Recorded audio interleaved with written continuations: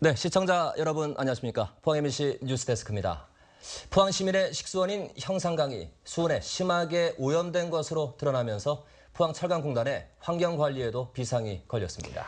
지방환경출장소가 폐쇄되고 단속 권한마저 경상북도와 포항시로 이원화돼 있어 초기 대처는 사실상 실패했는데요. 이참에 지방환경출장소를 부활시켜야 한다는 여론이 커지고 있습니다. 장성훈 기자입니다. 기준치의 3,000배가 넘는 수은이 검출되는 등 형산강이 최근 1년여 사이에 수은에 치명적으로 오염된 사실이 드러났습니다. 특히 포항철강공단 업체에서 짧은 기간에 수은을 대량으로 불법 배출한 것으로 추정됐지만 포항시는 오염 실태와 배출업체 조사를 적극적으로 하지 않아 시민들의 비난을 샀습니다. 이는 포항시의 안이한 대처에도 문제가 있지만 사실 포항철강공단이 환경관리의 사각지대에 놓인 탓이 더 큽니다.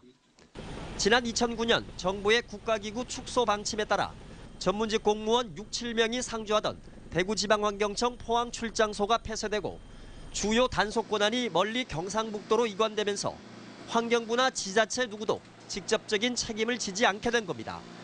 우리 지자체에는 환경과 관련된 단속 권한이 극히 제한돼 있고 인원도 소수 인원이기 때문에 국가가 국가 산단을 비롯해서 관리하는 게 반드시 필요합니다. 실제로 포항환경출장소 폐쇄 이후 포항철강공단에선 페놀 유출과 분진 배출 등 대형 업체들의 환경사고가 잇따랐지만 철저한 조사와 처벌은 이루어지지 않았습니다. 이렇다 보니 지금이라도 포항시가 직접 환경출장소의 부활을 건의해 더 이상의 환경 파괴를 막아야 한다는 목소리가 높습니다.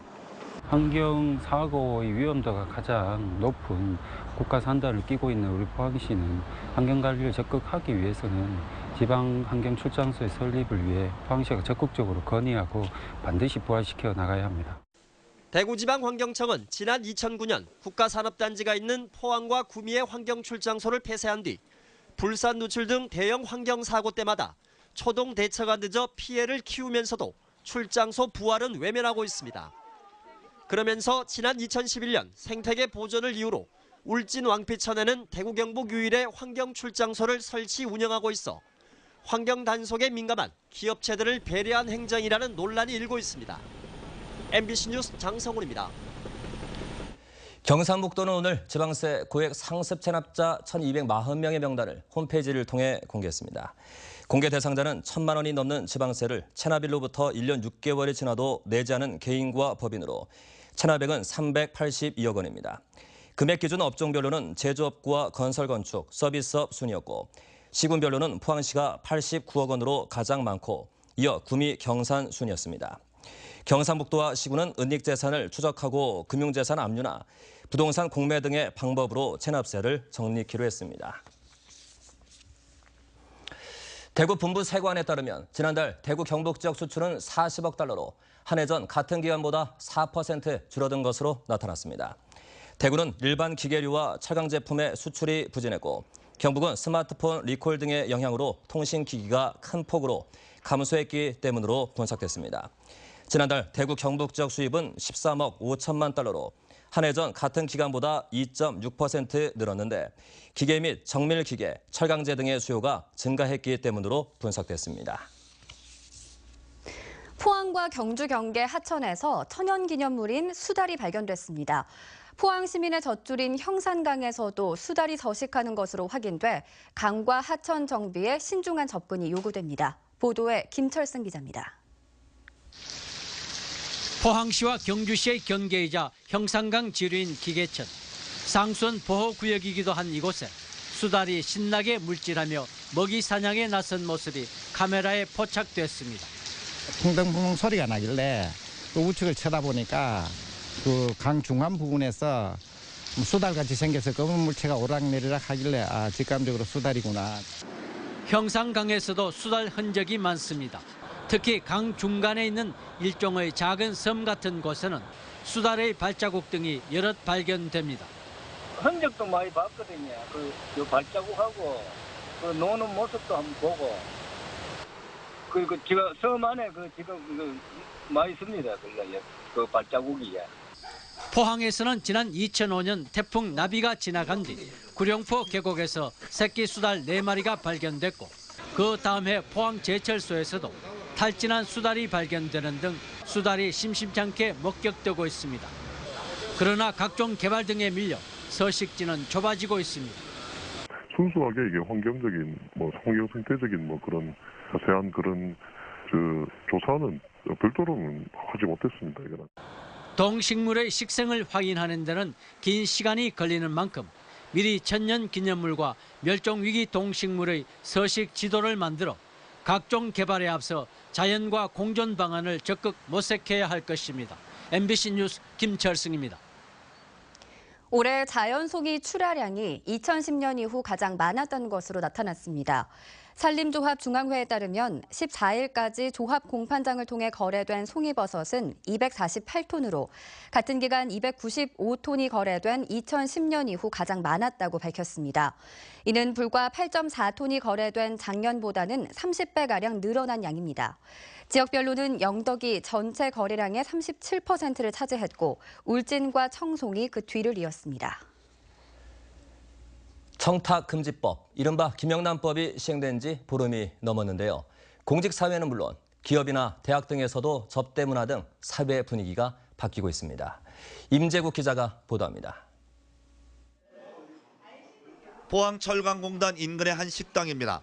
사람들로 북적여야 할 점심시간이지만 식당 안은 그리 복잡하지 않습니다. 경기 침체에다 청탁금지법이 시행된 이후 외식을 자제하기 때문으로 보입니다.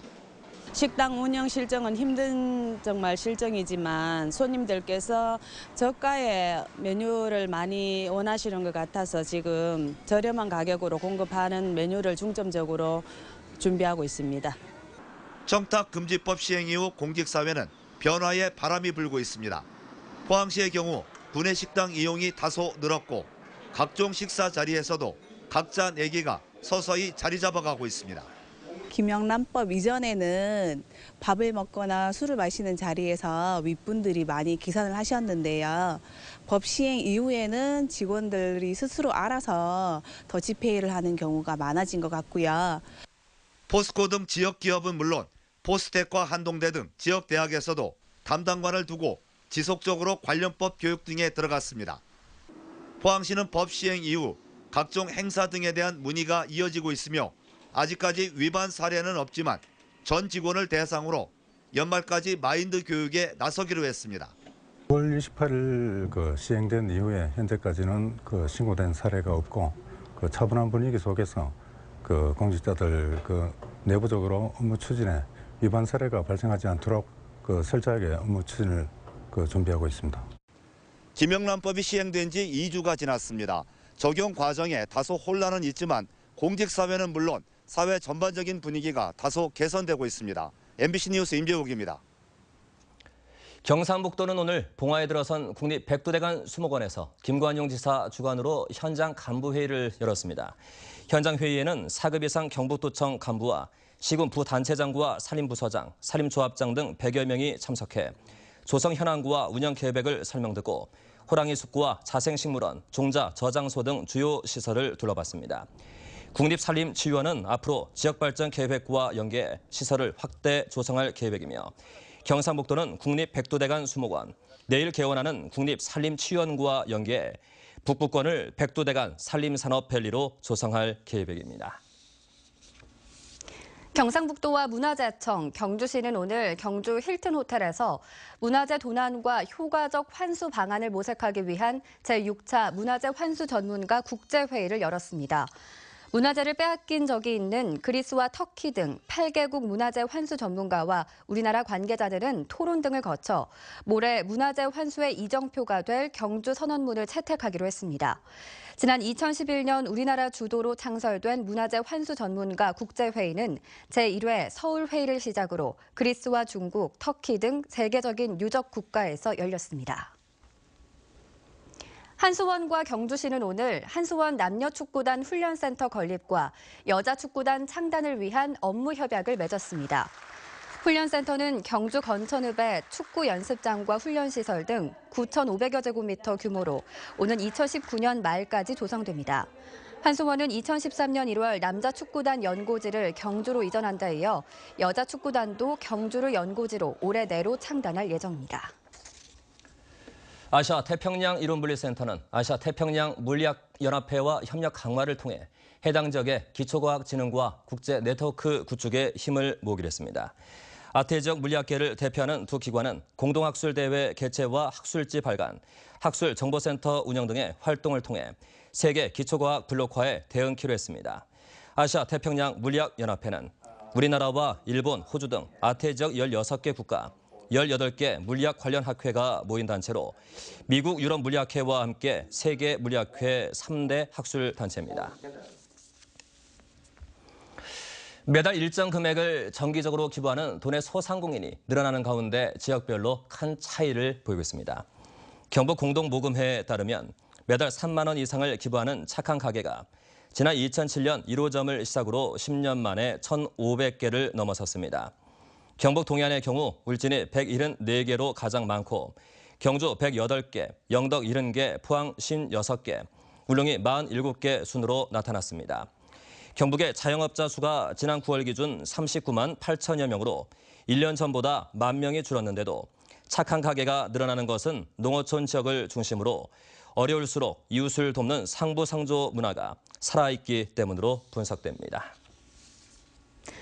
네, 당분간 맑은 날이 이어지는 가운데 내일은 동풍의 영향으로 선선한 가을 날씨를 만끽하실 수 있겠습니다. 밤에는 산발적으로 빗방울이 떨어지는 곳이 있겠습니다. 송예림 캐스터입니다. 오늘 아침 평년 기온보다 높게 시작했습니다. 낮 동안에도 기온이 큰 폭으로 올랐는데요. 경주가 25도, 포항이 24도를 기록하면서 평년을 크게 웃돌았습니다. 내일은 선선한 가을 날씨가 예상됩니다. 동쪽에서 바람이 약간 강하게 불어와 낮 기온이 조금 낮아지겠습니다. 포항이 22도, 경주가 23도를 보이겠습니다. 모레 수요일에는 오늘만큼 다시 올랐다가요. 목요일부터는 또 낮아질 전망입니다. 낮 동안 사라졌던 안개가 밤이 되면 다시 나타나겠습니다. 내일 아침까지는 안개가 짙게 끼면서 가시거리가 짧으니까요. 운전하실 때 전조등 켜있나 꼭 확인해 보시기 바랍니다. 자세한 내일 날씨 알아보겠습니다.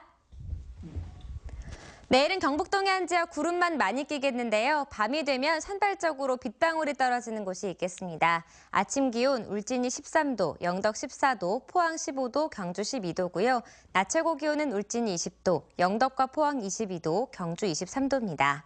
울릉도와 독도에도 내일은 구름만 끼겠습니다. 아침에 울릉도가 17도, 독도 18도, 한낮에는 울릉도가 20도, 독도 21도가 예상됩니다.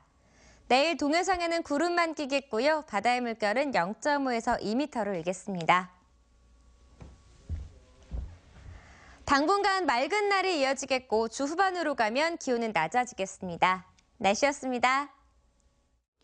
오늘 새벽 0시쯤 포항시 환호동의 한 단독주택에서 불이 나 가재 도구 등 주택 100여 제곱미터를 태워 소방서 추산 2천여만 원의 재산 피해를 내고 20여 분 만에 꺼졌습니다. 이 불로 83살 이모 씨가 숨지고 남편 85살 이모 씨는 크게 다쳐 병원으로 옮겨졌으며 이들 부부를 구하려던 이웃 주민 38살 김모 씨도 부상을 입었습니다. 경찰과 소방당국은 정확한 화재 원인을 조사하고 있습니다. 오늘 오전 11시 반쯤 포항시 양덕동 남송 IC 진입 전 1km 앞 도로에서 신호대기 중이던 벤츠 차량 뒤를 1톤 포터트럭이 들이받는 사고가 났습니다. 네, 포항 MC 뉴스데스크 마칩니다. 여러분 고맙습니다.